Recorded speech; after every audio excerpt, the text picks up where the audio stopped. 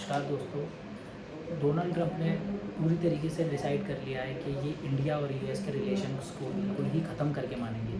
Recently इन्होंने एक tweet करके ये बोला है कि इन्होंने एक पाकिस्तान के साथ में ट्रेड डील करी है, जिसमें ये पाकिस्तान के साथ में ट्रेड को बढ़ाएंगे।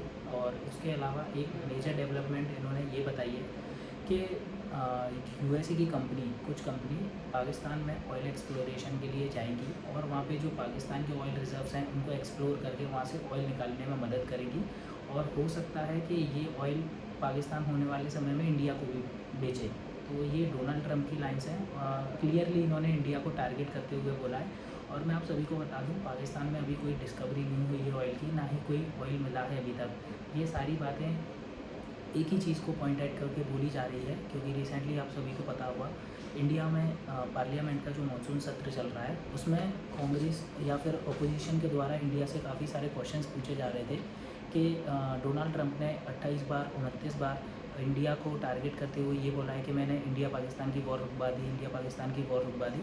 तो इसके जवाब में जब पीएम मोदी जी ने भाषण दिया तो उन्होंने ये क्लियरली बोला कि दुनिया के किसी भी वर्ल्ड लीडर ने इंडिया को नहीं बताया है कि ये वॉर रोक देनी चाहिए या किसी के दबाव में आके इंडिया ने ये वॉर रोकी है। हालांकि उन्होंने ये भी मेंशन किया कि हाँ, मुझे यूएसए के वाइस प्रेसिडेंट जेडी वेंस का कॉल आया था जिसमें उनकी बातचीत हुई थी, लेकिन वॉर रोकने को लेके या फिर ट्रेड की धमकी को लेके ये वॉर नहीं रोकी गई है।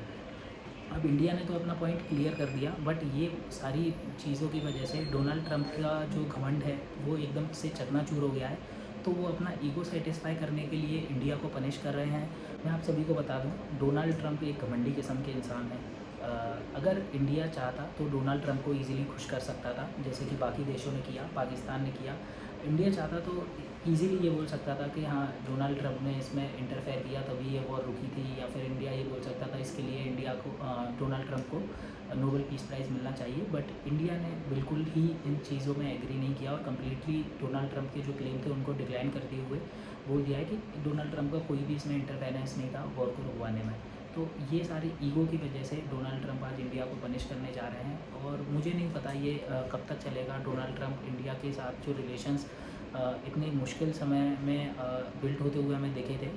तकरीबन यूएसए में भी क्लियरली बात की जा रही है कि 25 साल की जो यूएसए और इंडिया की रिलेशनशिप बिल्ड हुई थी इतने टाइम फ्रेम में, जिसमें जॉर्ज बुश, ओबामा, बाइडन और डोनाल्ड ट्रंप खुद भी जिनका खुद क्रिटिकल रोल था उस रिलेशन को बिल्ड करने में, वो एकदम से डिस्ट्रॉय करते हुए जा रहे हैं। ये मैं आप सभी को बता दूं, डोनाल्ड ट्रंप का जब पहला टर्म था 2016 से 2020 तक, इन्होंने इंडिया के साथ में जो ट्रेड्स है और काफ़ी सारी चीज़ें हैं, रिलेशंस को इम्प्रूव करने में काफ़ी अच्छा रोल अपना निभाया था। कॉम कासा, लेमोआ, काफ़ी सारे एग्रीमेंट इनकी टर्म में किए गए थे।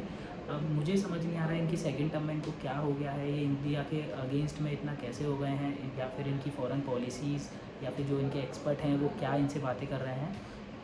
तो समझना मुश्किल है कि डोनाल्ड ट्रंप क्या चाहते हैं अब इंडिया से, क्योंकि ये काफ़ी हैवीली इंडिया और यूएसए के रिलेशंस को डैमेज करते ही जा रहे हैं। हालांकि मैं आप सभी को बता दूं, डोनाल्ड ट्रंप जो कर रहे हैं इससे इंडिया और यूएसए के रिलेशनशिप शॉर्ट टर्म्स में तो काफ़ी इफेक्ट होंगे, बट लॉन्ग टर्म में ये इंडिया और यूएस के रिलेशंस को इफेक्ट नहीं करने वाले हैं। जैसे कि आप सभी ने सुना होगा, इंडिया और यूएसए की जो कंपनी है जैसे कि इसरो और नासा ने मिलकर अभी तक का दुनिया का सबसे महंगा सैटेलाइट लॉन्च किया है, निसार सैटेलाइट। और इसके अलावा एप्पल अपनी मैन्युफैक्चरिंग इंडिया में बढ़ाने ही वाला है। तो रिलेशनशिप लॉन्ग टर्म में तो इंडिया और यूएसए के बढ़ने ही वाले हैं, बट यूएसए के जो प्रेसिडेंट है अभी डोनाल्ड ट्रंप, ये शॉर्ट टर्म में इन रिलेशनशिप्स को काफ़ी हैवीली डिस्टर्ब कर रहे हैं। तो देखते हैं उनका आगे का प्लान क्या है। क्या 1 तारीख से जो 25% के वो टैरिफ लगाने वाले हैं इंडिया पे, उसमें वो इंडिया को कुछ रिलीफ्स प्रोवाइड करते हैं या नहीं करते हैं, और आगे अपनी जो टर्म्स है पाकिस्तान के साथ में वो ज़्यादा से ज़्यादा इंगेज करते जा रहे हैं, उसमें कुछ रिस्ट्रिक्शंस लगाते हैं या नहीं लगाते हैं। बाकी स्टे ट्यून, देखते हैं क्या होता है।